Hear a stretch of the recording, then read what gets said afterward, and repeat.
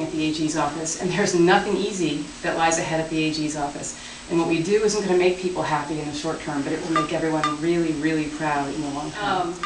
But this is truly a remarkable year, and just to see all of you here and what you're doing with the Tea Party groups in Fairfield County, and this one, which is not very old, is truly a phenomenal thing that none of us have seen in our lifetime. And there are people much older than I am, as old as I am here, and none of us have seen it. I never thought I would see the day when people who are not in government, who are not lawyers, would know more about the Constitution than our elected officials and law students. So this is truly a remarkable year. And as Chris Matthews, for those of you who know Chris Matthews, said on NBC, very liberal, and you got that little tingle up his leg, you know, when he thought of Obama and when Obama was winning.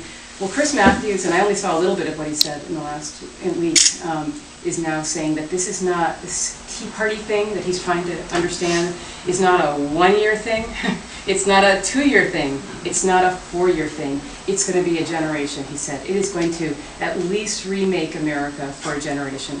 I think longer, much longer. This is huge.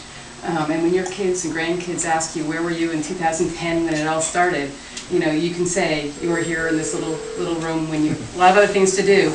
You weren't sitting home on the couch or, you know, just driving your kids to wherever. You were actually doing all the hard work that you're doing now. I was asked yesterday on WICC in Bridgeport when I was on with Jim Buchanan. A woman called in and said that, you know, she really liked what I had to say and she was ready to vote for me until she heard that I was going to join the 19 to 20 states that have challenged the health insurance purchase requirement mandate in Obamacare. And she said, then you really lost me because Obamacare is a great law and it's going to do really good things. And all my, you know, all the alarm bells are going off. And I said, I just paused. Jim Buchanan looked at me, what are you going to do with that?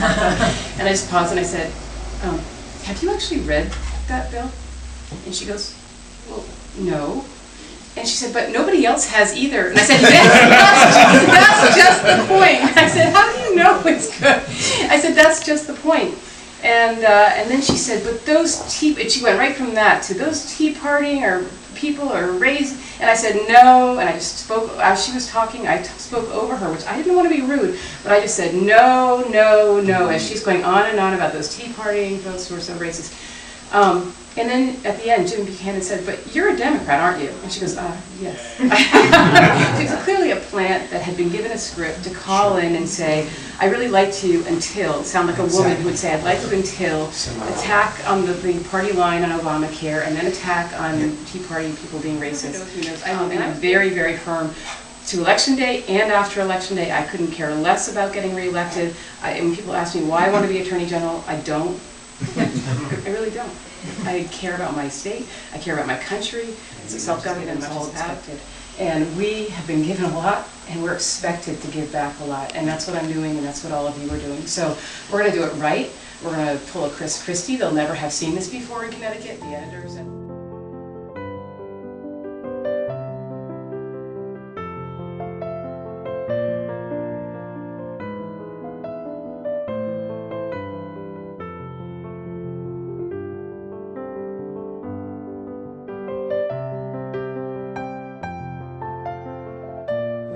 But it'll always be the same old in Connecticut. And I said, you know, I know everyone's cynical, but I've lived other places, and there are other ways to do this. And you don't have to have a state that's run in this corrupticate sort of way. And I understand we're used to doing things that way here, but Connecticut truly is a super yacht. We have the highly educated people, we have the right location for commerce, we have the right location for tourism, we have just this fantastic, all of these assets given to us, and we're like a super yacht with a terrible captain and mates just running us right into the rocks. And I just can't stand by, like you can't stand by and see that happen to our country or to Connecticut. So we're going to get this thing turned around, and they're not going to believe it's possible until we get it done. To define the limits of government and force government to live within those limits. That's the federal government and the state government. I'm prepared to do that. This is going to be hard work ahead. We're at the point where it's desperate, and fortunately, it's just amazing to see how many great people step forward when you get in desperate times. But I want to say, if I were about to cross the street right now, and you wanted to stop me and ask me what time it was, you'd ask me in a particular way. You know, excuse me, please, could you tell me what time it is? If I'm about to step out into the street and you want to stop me because I'm about to be hit by a bus, you're going to approach me very, very differently. And it sounds like the exact opposite of what you normally hear. Normally, you would be told, don't do the latter, do the former. You know, excuse me, please, and try to talk with people. I suggest that you do the latter. It's that dire. And I don't mean to be extreme. I mean to have that sense of purpose and meaning and urgency in what you communicate and how you say it, and that authenticity, that belief. Because when you mean it, people know the difference. So when you speak to people, have that sense of purpose and urgency and authenticity. Don't be afraid to let it show, because you are passionate about this country, you're passionate about our Constitution, you're passionate about fiscal responsibility. It's not left or right. It's right or wrong. It is right to be fiscally responsible. It's just simply wrong to be fiscally irresponsible. It is right to uphold the Constitution, the supreme law of the land.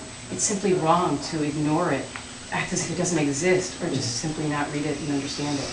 It is right to uphold traditional family values, not to disparage anyone else, but to focus on what makes us strong in families, and strong families make a strong country, a strong culture. To focus on that as what we're striving toward. And it is wrong to undermine those traditional, strong family values. It is right to be ethical in government. And it's simply wrong to be corrupt and to be self-serving in the way that you carry out your office. This is not left or right. It's right or wrong. You've heard Glenn Beck say it. You can't say it often enough when you meet people. Don't let anyone call you extremist. Don't let anyone tell you that you're to the right. You're not to the right. You are in mainstream of American thought. You are with mainstream Americans who haven't been heard from for such a long time in this country, and particularly in this state. Every other group, minority group, has had a voice, but mainstream citizens have not. This is what we stand for. This is what our country is about. Not to diminish anyone else, but this is what we stand for. And we're going to make our voices heard this year, and just keep telling people this is right and wrong, and this is mainstream classic liberalism from our founders. So thank you very much.